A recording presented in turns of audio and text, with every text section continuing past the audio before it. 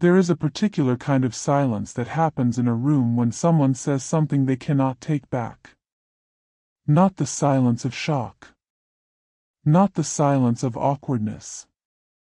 The silence of consequence, the specific, weighted quiet that descends when words have been spoken and the room understands, before anyone moves, that everything is different now. I have been in many rooms in my life. Boardrooms, courtrooms, hospital rooms, the small back room of a diner in 1987 where I signed the papers that started everything. I have sat in silence that was uncomfortable and silence that was peaceful and silence that was grief. But the silence I am going to tell you about, the silence that fell over the executive floor of First Meridian Bank on a Thursday morning in February, when my son-in-law finished his sentence and looked up from the conference table and finally understood who was sitting across from him. That silence was different. That silence had 32 years in it. My name is Thomas Hale.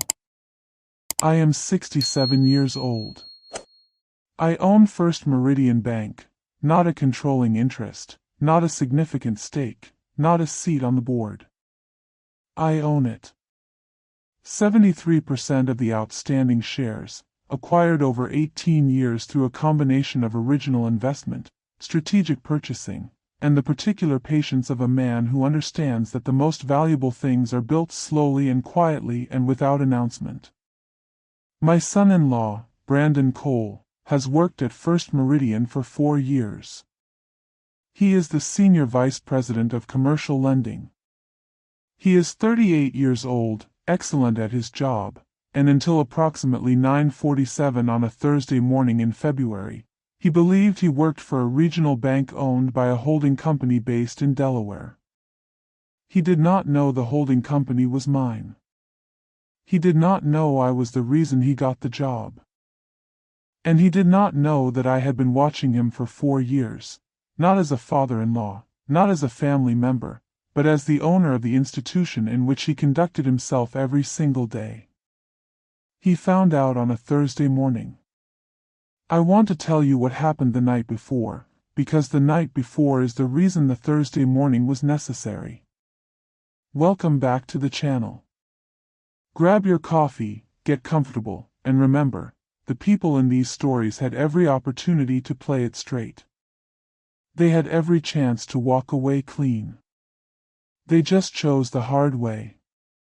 Drop a comment to let us know where you're watching from, and make sure to subscribe. You're going to enjoy this one. I want to tell you something that most people do not understand about money at the level I have operated at. The people who have the most of it are almost never the people you see. I grew up in Dayton, Ohio. My father worked the line at a manufacturing plant for 31 years and retired with a pension that covered the basics and not much else. My mother cleaned houses 3 days a week until her knees made it impossible, then she found other work.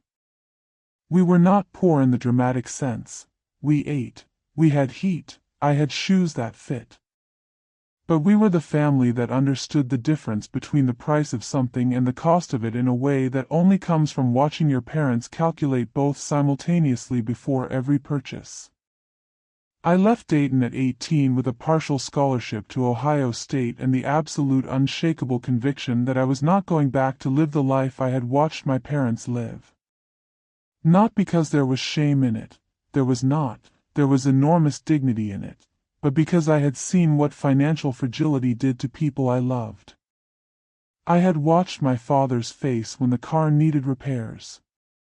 I had watched my mother's face when the school sent home a permission slip for a field trip that cost $12. I decided at 18 that I would never make a financial decision from fear. I would make every financial decision from position. It took a long time to build the position. I graduated in 1981 with a finance degree and went to work for a regional investment firm in Columbus. I spent 8 years learning everything, not just the work I was assigned, but the work of the people above me, beside me, below me. I was the man who stayed late not to impress anyone but because the information available after 6 o'clock, when the cautious people had gone home, was different from the information available during business hours. In 1989 I started my own investment advisory practice. Small, just me and one assistant in a two-room office above a dry cleaning shop. I had 11 clients. By 1995 I had 60. By 2001 I had built the practice into a firm with 8 advisors and a client roster that included several of the most significant private wealth holders in the state of Ohio. The bank came in 2006. First Meridian was a community bank in moderate distress, not failing, not thriving, caught in the particular middle ground that community banks occupy when they have been run conservatively for decades and have not adapted to a changing environment. The board was looking for a capital infusion. I provided it quietly, through the Delaware holding company I had established 2 years earlier for exactly this kind of purpose. I did not announce myself. I did not take a board seat. I hired excellent people to run the bank operationally, establish performance expectations, and monitored returns from a distance that most people would find uncomfortable. This distance was deliberate. The most powerful position is the one that is not visible. I learned this in 1987 sitting in the back room of a diner watching a man who did not know who I was negotiate a deal that affected me significantly. He negotiated poorly because he thought he was the most important person in the room. He was not. I have never forgotten that diner. My daughter Rachel is 36. She is the most precise person I have ever met, which she gets from me, and the most genuinely warm person I have ever known, which she gets entirely from her mother, my wife Carol, who passed in 2019 after 38 years of a marriage that I am aware was better than I deserved. Rachel works as a pediatric surgeon. She chose medicine early and pursued it with the same quiet intensity one brought to finance, not for the money, which is the first thing people assume, but because she is constitutionally incapable of being in a room with a problem she cannot solve. She met Brandon Cole at a hospital charity event in 2018. He was there representing First Meridian Bank, which was one of the event's corporate sponsors. When she told me about him, she called on a Sunday, our regular call, which she has maintained without exception since she left for college. I listened carefully for the things she said and the things she did not say. What she said: he was smart, he was funny, he was the kind of man who listened when other people talked, which she had found to be rarer than it should be. What she did not say: anything that suggested she was performing the relationship rather than living it. Rachel does not perform things. She either means them or she does not do them. I was glad for her. I was also immediately aware that the man she was describing worked at my bank. I want to be precise about what I did with this information, because I think precision matters here. I did not investigate Brandon Cole as a prospective son-in-law. I did not use my ownership of the bank to surveil his professional conduct in the context of his relationship with my daughter. These are things I considered and specifically chose not to do, because they would have been a violation of something I believe in deeply, that people deserve the space to be who they actually are without their privacy being stripped by people with more access than they have. What I did do was this: I did nothing differently than I had already been doing. I continued to monitor the bank's performance through my normal channels. I continued to receive the reports I had always received. If Brandon Cole's name appeared in those reports, in the context of his professional performance, his lending decisions, his conduct with clients and colleagues, I read what was there. What was there, for the first 3 years, was genuinely impressive. Brandon Cole was good at his job. Exceptionally good, in the specific way that is rare and valuable, not just technically proficient, but possessed of the kind of judgment that cannot be taught. His loan approval ratios were strong. His client retention was exceptional. His colleagues consistently rated him as the person they most wanted on a difficult account. He worked hard, he was honest, and he seemed, as far as a report can tell you about a person, to be the same man at the office as he was at my dinner table. I was pleased. I told Carol, before she died, that I thought Rachel had chosen well. Carol said, "Thomas, you received reports on him." I said, "I received reports on everyone at the bank." She said, "That is not the point and you know it." She was right. She usually was. If you have ever watched someone you trusted start to become someone you didn't recognize, hit the like button. You already know where this goes. The fourth year was different. Not dramatically at first. The first signs were the kind that you can explain away individually and only understand collectively when you look back at the sequence. The first sign was a loan approval in March that should not have been approved. A commercial real estate deal, a developer with a thin track record and a presentation that was better than the underlying numbers. Brandon approved it at a level that required his personal sign-off, which he had the authority to give. The approval was within policy. But it was wrong, in the specific way that experienced judgment knows something is wrong before the numbers fully articulate why. I noted it. I did not act on it. The second sign was a client meeting in June that was flagged by compliance, a routine flag, the kind that gets reviewed and usually cleared. The flag was about a conversation that had moved outside normal channels. Brandon had met with a client outside the bank, without documentation, which is a policy violation that ranges from minor to significant depending on what the conversation contained. Compliance cleared it. I read the clearance report and was not entirely satisfied with the reasoning but had no specific basis to override the conclusion. I noted it. I did not act on it yet. The third sign was a conversation I was not supposed to know about.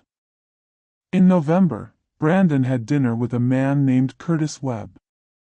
Curtis Webb is the CEO of Pinnacle Financial Group, a private equity firm that has been attempting to acquire regional banks in the Midwest for the past 6 years.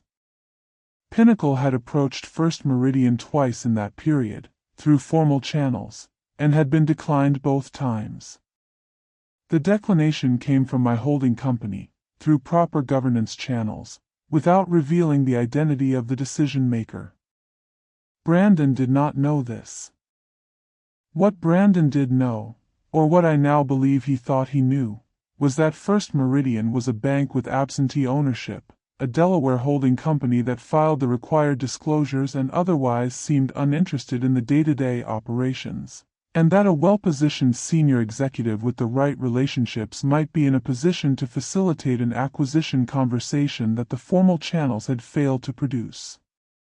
He had dinner with Curtis Webb for 2 hours at a restaurant in downtown Columbus. I was not there. But Columbus is a city where I have been doing business for 32 years, and I know the people who matter in it, and when something happens that involves one of my interests I tend to find out about it with a speed that would surprise people who underestimate the value of relationships maintained over 3 decades. I found out about the dinner the next morning. I sat in my study for 3 hours. Then I called my attorney. My attorney is a man named Arthur Chen. He has worked with me for 22 years. He is methodical, discreet, and has the particular quality of delivering bad news in a tone that communicates neither surprise nor judgment, simply the facts, clearly stated, with the implications laid out in order. Arthur spent 3 weeks. What he found confirmed and exceeded what I had suspected. Brandon had been in communication with Curtis Webb for 8 months, not just the November dinner, but a series of conversations, some documented, some deliberate attempts at undocumented communication, that painted a clear picture of intent.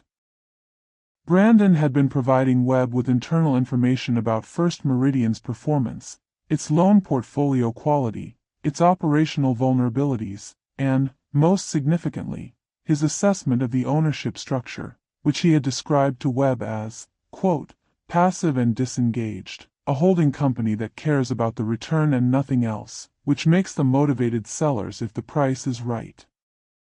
Passive and disengaged. I have thought about that phrase many times since Arthur read it to me across his conference table. I have thought about whether it was entirely wrong. I built my operating philosophy around the invisible position. I chose to be disengaged from the visible operation because I believed, and still believe, that good institutions run well when their ownership creates clear expectations and then gets out of the way of the people hired to meet them. But there is a difference between principled distance and absence. And I understood, sitting in Arthur's office, that in Brandon's case, in the case of a man who sat at my dinner table, who knew my daughter, who had access to a proximity that should have meant something, the principled distance had looked like an invitation. He had looked at the structure and seen a gap. He had looked at the gap and seen an opportunity. He had looked at the opportunity and not once, in 8 months of conversations with Curtis Webb, apparently considered the possibility that the man he was facilitating this for had a father-in-law who owned the institution he was selling. Arthur laid the final document on the table. It was a preliminary term sheet, not signed, not formal, but substantive. A framework for an acquisition conversation between Pinnacle Financial and First Meridian, based on information about the bank's operations that could only have come from the inside. He said, Thomas, you have several options. I said, I know what my options are, Arthur. I need to decide which one serves the most people correctly. He said, there's a legal matter here beyond the employment question. I said, I know. Give me the week. I drove home. I sat in Carol's chair, the one by the window in the study, where she used to sit and read in the evenings while I worked at the desk, and where I now sit sometimes when I need to think about something that requires more than my own judgment. I thought about Rachel. About what this meant for her. About the conversation that was coming, which I could not protect her from and could not have on her behalf. I thought about Brandon, the man in the first 3 years of those reports. Exceptional loan ratios. Strong client retention. The colleague people wanted on difficult accounts. That man was real. I do not believe performance can be sustained at that level through pure performance. He had been good at this job genuinely. Something had changed in the 4th year, and I did not know yet whether the change was who he had always been underneath or whether it was something that happened to him. I needed to know before I decided. So I called him. Stay right here. The Wednesday dinner is the conversation this entire story has been building toward. Subscribe so you never miss what comes next. I invited Brandon to dinner on a Wednesday evening. Just the two of us. I told him Rachel was working a late surgery rotation, which was true. I chose the restaurant where Carol and I had eaten on our anniversary every year for 31 years, not for sentiment exactly, but because it is a room where I am comfortable, and comfortable is how I needed to be for this conversation. He arrived on time. Brandon is always on time, which is one of the things I have always respected about him. We ordered. We talked about Rachel, about a home renovation project they were planning, about a book I had recommended 3 months earlier that he had read and had opinions about. He was relaxed. Present. The version of himself that I had watched across this table for 6 years, attentive, warm, genuinely interested. After the main course I said, Brandon, I want to talk to you about something. He said, of course. I said, tell me about Curtis Webb. The change was not dramatic. He did not go pale or knock over a glass or produce any of the theatrical tells that betrayal is supposed to generate. He was, as I said, a precise and capable man. What he did was a smaller thing, a brief stillness, less than a second, the kind of pause that a less attentive person would not notice. I noticed. He said, "Curtis Webb from Pinnacle?" I said, "Yes." He said, "I've met him at a couple of industry events." Smart guy. Why? I looked at him for a moment. I said, "Brandon, I'm going to give you an opportunity that I want you to take seriously. I'm going to ask you to tell me the truth. Not because I don't have the information, I have the information. But because what you say right now is going to determine more about what happens next than anything else in this conversation." He was very still. I said, "Tell me about Curtis Webb." The silence lasted approximately 8 seconds. I counted. In my experience, the first 8 seconds of a silence like that contain more information than most hour-long conversations. What broke the silence was not what I expected. He did not deflect. He did not construct. He looked at the table for 7 of those 8 seconds and then he looked at me directly and he said, "How long have you known?" I said, "Long enough." "Talk to me." And he talked. For 45 minutes, through the rest of the meal and into the coffee, he told me the truth in the way that people tell the truth when they have been carrying something too heavy for too long and someone has finally given them explicit permission to put it down. The picture that emerged was more complicated than the one Arthur's documents had painted, not exculpatory, not justifying, but more human. Brandon had been approached by Webb initially in a professional context. Webb was a prospective client, a relationship that was entirely appropriate. Over time Webb had shifted the conversation, subtly at first, then with increasing directness, toward the acquisition interest. He had told Brandon that his inside knowledge of the bank made him uniquely valuable to the right buyer. He had talked about what that value might be worth financially. Brandon had not said no immediately. He had listened. He had rationalized.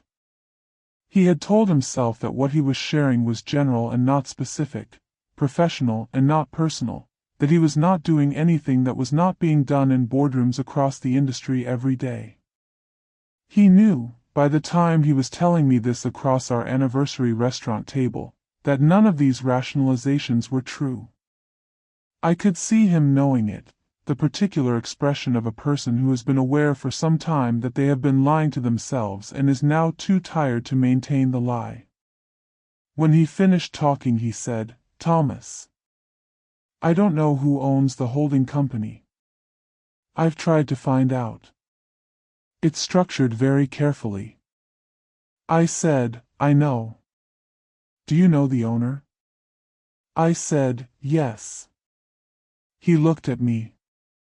Something shifted in his face, not the dramatic revelation of a man who has just understood everything, but the slow, quiet recognition of a man who has been moving toward an understanding he did not want to arrive at.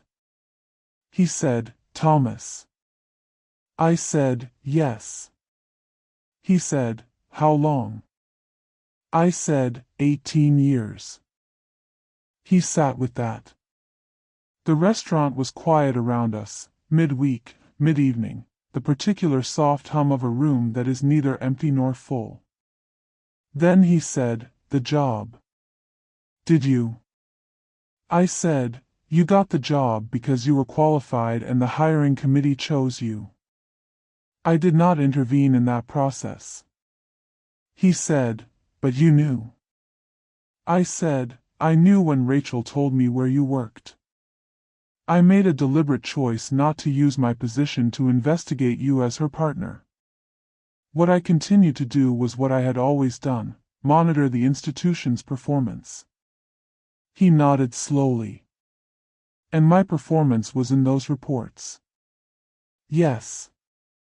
And the web conversations? Yes. Another silence. This one shorter. He said, "What happens now?" I told him on Wednesday night that I needed one more conversation before I made any decisions, a conversation at the bank, in a formal setting, which I would arrange for the following morning. I told him to be in the executive conference room at 9:30. I also made 2 other calls that evening. One to Arthur Chen. One to the chief executive officer of First Meridian, a woman named Patricia Moore who has run the bank's day-to-day operations for 9 years and who is one of the 3 best executives I have ever worked with. I told Patricia what I needed for the morning and why. She said, "Thomas, I've been watching the web situation for 6 weeks. I'm glad you called." I said, "You didn't tell me." She said, "I was building the documentation. I wanted to bring you a complete picture." I said, "Bring it tomorrow." At 9:47 on Thursday morning I walked into the executive conference room at First Meridian Bank for the first time in 4 years. I do not come to the building. This is by design. The invisible position requires genuine absence from the visible operation. Brandon was already there. Patricia Moore was at the head of the table. Arthur was beside her. 2 members of the board, my board, though Brandon had not known it was mine, were present. Brandon saw me walk in and I watched him understand, in real time, that the Wednesday dinner had not been the conversation. It had been the preparation for the conversation. I sat across from him. Patricia introduced me, formally, completely, the way corporate governance requires. She said my name. She said my title. She said the percentage of my ownership. 73%. The room was very quiet. Brandon looked at me across the table. Not with anger, I want to be clear about that, because anger would have been simpler. With the expression of a man assembling a structure he has been living inside without understanding its architecture. He said, 6 years. I said, yes. He said, every dinner. Every conversation about the bank. I said, yes. He said, you never said. I said, no. He said, why? I said, because I wanted to know who you were when you thought no one important was watching. And for 3 years, Brandon, what I saw was exceptional. I want you to know that before anything else happens in this room. He looked at the table. Then back at me. And the 4th year. And the 4th year, I said, I saw something different. And I needed to understand whether the 4th year was who you had always been or whether it was a mistake you made. Which did you decide? I said, I decided it was a mistake. An expensive one, a serious one, a mistake with consequences. But a mistake made by someone who knew better and chose not to do better, which is different from someone who never knew better at all. Patricia laid the documentation on the table between us. The web communications. The preliminary term sheet. The compliance flags. All of it. Brandon looked at it.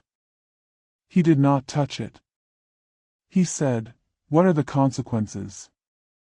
If you want to know what Thomas decided, and what Brandon did next, make sure you are subscribed. The next part is the part nobody expects. The consequences were these. Brandon resigned from First Meridian effective immediately. This was not negotiable. The breach of fiduciary duty and the disclosure of non-public information to a third party in the context of a potential acquisition created legal exposure that made continued employment untenable regardless of any other consideration. Arthur had prepared the separation agreement. It was fair, It was not punitive financially, it provided a transition period. It did not include a non-disparagement clause that would have felt like a gag rather than a conclusion. I am not interested in punishing people beyond what the situation requires. I am interested in consequences that are proportionate and clear. The legal question, whether to pursue Brandon for the information disclosure, I had decided against on Wednesday evening, before I knew everything I learned at Thursday's meeting. I want to be honest about this because it is the decision people find most surprising and I want to explain it clearly. The information Brandon provided to Webb was sensitive but had not resulted in a completed transaction. The damage was real but recoverable. Pursuing criminal charges would have destroyed Brandon completely, would have involved Rachel in a legal proceeding she had no part in creating, and would have produced an outcome that served institutional justice but not human proportionality. I chose human proportionality. Arthur disagrees with this decision. He has told me so, carefully and professionally, which is why I keep him. I considered his position fully and maintained mine. Curtis Webb is a different matter. Webb knowingly solicited a senior bank officer for non-public information in connection with an acquisition he knew was not sanctioned by the bank's ownership. Arthur is pursuing that matter through proper channels. Webb is the architect of the situation in a way that Brandon, who was the tool, not the hand, was not. This distinction matters to me. I have spent 32 years in finance and I have seen it many times. A capable person, positioned near something valuable, approached by someone who identifies their ambition before they have clearly identified it themselves and offers them a narrative in which using what they have access to feels like opportunity rather than violation. Brandon was approached by someone skilled at identifying exactly that kind of person in exactly that kind of position. This does not excuse the choice he made. But it contextualizes it in a way that I believe affects the proportionate response. The conversation with Rachel was the hardest thing I have done since Carol died. I told her everything. Sitting in the same chair where I had told her, at 11 years old, that her grandmother had passed. Where I had told her, at 23, that her mother's diagnosis was serious. Where the difficult true things in our family get said because the room holds them. She listened without interrupting, completely, the way she listens in surgery, with the total focus of someone who understands that missing a detail has consequences. When I finished she was quiet for a long time. Then she said, "How long did you know about Webb?" I said, 3 weeks before I called Brandon. She said, "You waited 3 weeks." I said, "I needed the complete picture before I moved." She said, "Dad. He's my husband." I said, "I know. That is why I needed the complete picture." She looked at me. My daughter, her mother's warmth and my precision, the best combination of two people who loved each other. She said, "Do you think he would have stopped?" I said, "I don't know. I think he was already uncomfortable." The 4th year is not a man who fully committed to something. It is a man who half committed to something and could not find the clean exit. She sat with that. "That's not better," she said. "No," I said. "It's not better. It's just more human." Rachel and Brandon are in counseling. I did not suggest this, she told me, 2 weeks after the Thursday morning, in our Sunday call. She said it with the tone she uses when she has made a decision that is hers and she is informing me rather than consulting me, which I have always respected. I do not know what they will decide. It is not mine to know yet. I am 67 years old. I have built things quietly my entire life, the practice, the firm, the bank, the structures that held them all, and I have operated from the invisible position for so long that I have sometimes forgotten the cost of invisibility. The cost of invisibility is that the people closest to you construct their own understanding of your position. Brandon constructed an understanding of my position as absent owner. He was wrong about the specifics and not entirely wrong about the spirit. I had been present in the bank and absent in the relationship, and those two absences had created the gap that Webb walked through. I also learned something about the difference between monitoring and knowing. For 4 years I received reports on Brandon Cole, performance metrics, lending ratios, compliance flags. I knew his professional self with a precision that most fathers-in-law could not claim. What I did not know was what he wanted. What he feared. What ambition looked like from the inside of a man who was exceptionally capable and working inside a structure whose ceiling he could not clearly see. If I had known those things, if I had had the conversations that the invisible position prevented, I believe the 4th year would have been different. I cannot prove this. It is possible that the Curtis Webb dinner was inevitable regardless of what I did. But I do not think so. I think a man who felt seen by the person at the top of the structure he worked in would have had a different conversation with Curtis Webb, or no conversation at all. This is the thing the invisible position costs. It protects the institution. It does not protect the people. Carol would have told me this years ago if I had asked her.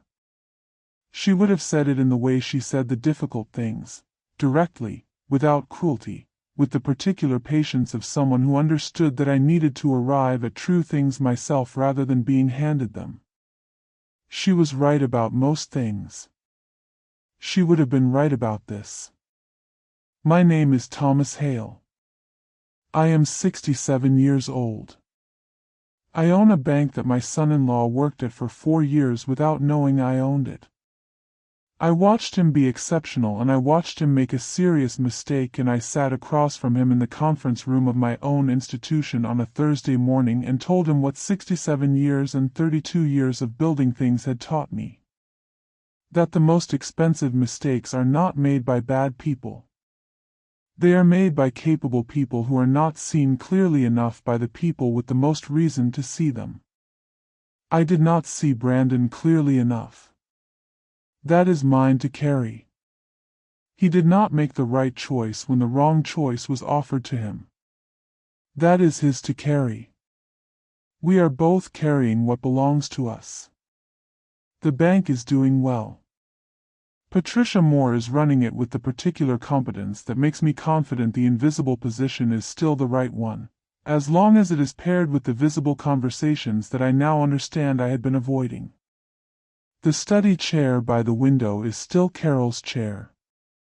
I still sit in it when I need to think about something that requires more than my own judgment. I sat in it last Sunday after Rachel's call. She did not tell me what she and Brandon had decided. She told me about a patient, a 7-year-old with a condition that required a surgery most surgeons wouldn't attempt. She told me she had attempted it. She told me it had gone well. She said, "Dad, some things that look impossible are just very difficult." I said, "I know." She said, "I know you know." We talked for another hour about nothing particularly consequential. It was the best Sunday call we have had in a long time. This has been a true Consequences original. If this story found you at the right moment, share it with someone who needs it today. Subscribe for a new story every week. And drop a comment below. We want to know, what would you have done differently? We read every single one. Until next time.